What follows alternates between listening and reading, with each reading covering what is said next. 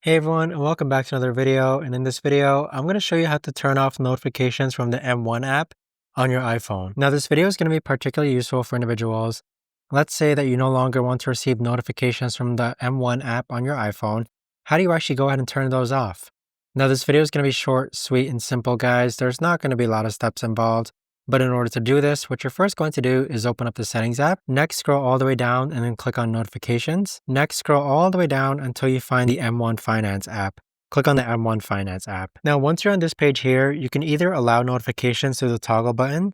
So right now, I have notifications turned off, or turned on.